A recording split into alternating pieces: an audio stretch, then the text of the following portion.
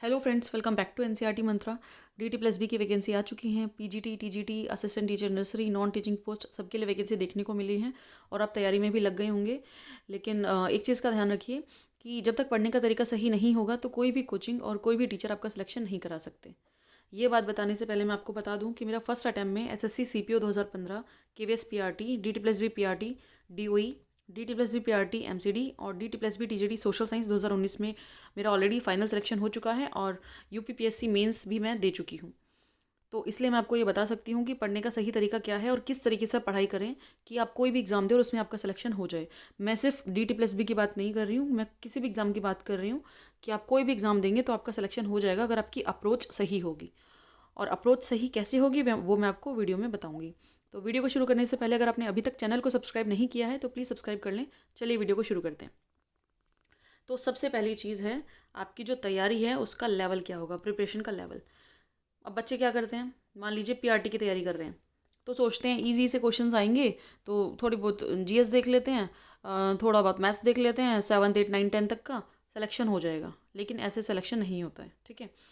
तो सबसे पहले आपको क्या करना है, आपको जिस भी पोस्ट की तैयारी करनी है ना, तो उसकी तैयारी का जो लेवल है वो थोड़ा अप रखिए, ठीक है। अगर आप पीआरटी की तैयारी कर रहे हैं, फॉर एग्जांपल मान लीजिए डीटी प्लस भी पीआरटी की आप तैयारी कर रहे हैं, तो आपके लिए बहुत ज़्यादा ज़रूरी है कि टीजीटी और पीजीटी के पेपर 1 में जो क्वेश्चन पूछे जाते हैं उनकी आप प्रैक्टिस करके जाएं, ठीक है।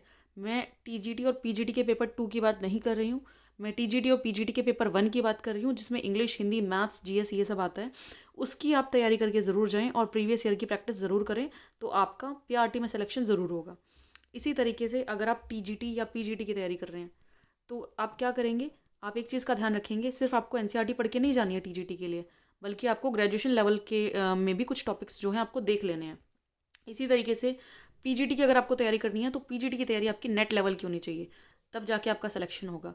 सिर्फ अगर आप सोचेंगे कि सिर्फ मुझे पीजीटी की तैयारी करनी है तो पीजीटी में सिलेक्शन नहीं हो पाएगा, आपको नेट के लेवल की तैयारी करनी है। तो हमेशा एक लेवल अप करके तैयारी कीजिए तो सिलेक्शन ज़रूर होगा। दूसरी चीज़ है कि आपका जो सोर्स है ना वो सही हो, ठीक है। आपको जो गाइडेंस दे रहा है वो ठीक होना चाहिए और ये ज़रूरी है कि गाइडेंस लेने से पहले आपको पता हो कि ऐसा तो नहीं है जो गाइडेंस दे रहा है उसका खुद का ही कहीं सिलेक्शन ना हुआ हो। गाइडेंस देने वाला जो है वो सही हो। और दूसरी चीज़, सही बुक से आप पढ़ें। फॉर एग्जांपल मान लीजिए कि आप टीजीटी सोशल साइंस की तैयारी कर रहे हैं और आप एनसीईआरटी पढ़ चुके हैं और अब आप ये चाहते हैं कि हिस्ट्री के लिए मुझे कोई एक अच्छी सी बुक बता दे जहाँ से मैं तैयारी कर लूँ क्योंकि मेरे पास टाइम बहुत है। तो आपके लिए इस बुक का बहुत ज़रूरी है कि आपको एक ऑथेंटिक बुक पता हो जिसमें सारे फैक्ट्स सही हों। ऐसा ना हो कि आप सिर्फ किसी भी बुक से रैंडमली पढ़ने लग जाएं। इससे क्या होगा, आप पढ़ाई भी करेंगे और वो पढ़ाई किसी काम की भी नहीं रहेगी।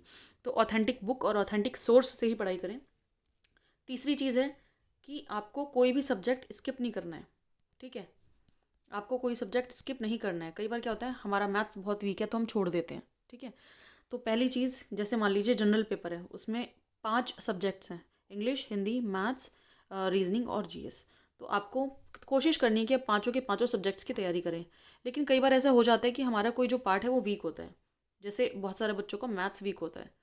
तो आप मैथ्स को सिर्फ एक ही कंडीशन में स्किप कर सकते हैं। वो कंडीशन क्या होगी कि बाकी के जो 4 सेक्शंस हैं ना वो आपके बहुत स्ट्रांग है, आप उसमें 18+ आराम से स्कोर करेंगे।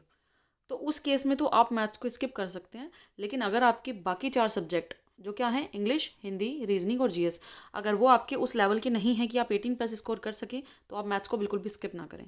और 18+ की बात इंग्लिश के लिए, हिंदी के लिए और रीजनिंग के लिए मैं कर रही हूँ। जीएस में अगर आप 12+ भी स्कोर करते हैं तो भी चल जाता है, ठीक है। तो आपको पहली बात कोशिश करनी है कोई पार्ट स्किप ना हो, और अगर स्किप करना है तो बाकी के जो सेक्शंस हैं उनको आप स्ट्रॉन्ग कर लें। और ये मैं हर एग्ज़ाम की बात कर रही हूँ। नेक्स्ट क्या है, आपको सबसे पहले ना हार्डेस्ट टॉपिक करना है। जो आपको चीज़ हार्ड लगती है ना वो आपको सबसे पहले करनी है। जैसे होता है ना, हम जब खाना खाते हैं तो मीठी चीज़ें हम लास्ट में खाते हैं, है ना, क्योंकि वो हमें अच्छी लगती है। तो इस तरीके से हार्ड टॉपिक आपको पहले करना है और जो इजी टॉपिक्स हैं उनको आपको बाद में करना है। इससे क्या होगा, जब हार्ड टॉपिक पहले तैयार हो जाएंगे तो आपका जो कॉन्फिडेंस है वो बूस्टअप हो जाएगा और आप पढ़ाई में आपका मन लगेगा। नेक्स्ट क्या है, नेक्स्ट आपकी जो नॉलेज है ना, आप जो पढ़ोगे ना वो आपको टिप्स पे होना चाहिए। इसका क्या मतलब है, मैं अपना एग्जांपल देती हूँ। जब मैं तैयारी कर रही थी ना तो मैंने ल्यूशन पढ़ी थी। एनसीईआरटी वगैरह तो पढ़ी ही थी लेकिन ल्यूशन भी पढ़ी थी।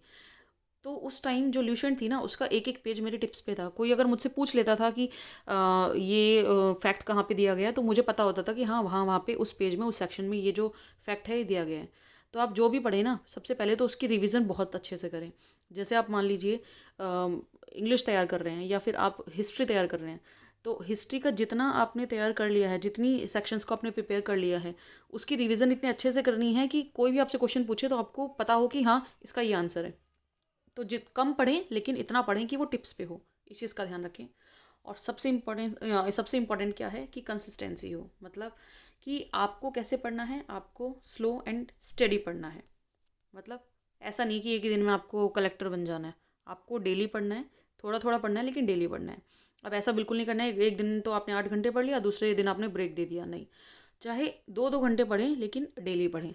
इससे क्या होगा, इससे आपकी तैयारी उस बच्चे से भी अच्छी होगी जो एक दिन 8 घंटे पढ़ रहा है, एक दिन स्किप कर रहा है, फिर 8 घंटे पढ़ रहा है, फिर स्किप कर रहा है।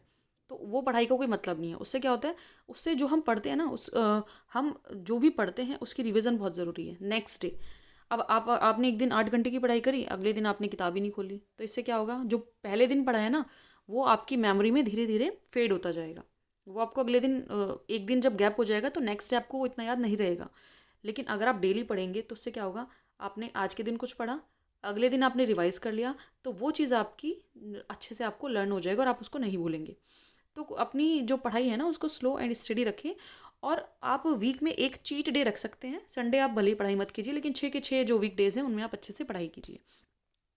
तो इस तरीके से अगर आप पढ़ाई करेंगे तो आपका सिलेक्शन ज़रूर होगा, लेकिन बहुत ज़रूरी है कि अपने साथ ईमानदार रहें और जो तैयारी है वो ऑनेस्टली करें। तो ये थी आज की वीडियो। अगर आज की वीडियो आपको अच्छी लगी हो तो प्लीज़ वीडियो को लाइक करें, शेयर करें, कमेंट करें, साथ ही चैनल को सब्सक्राइब करना ना भूलें। Thank you so much.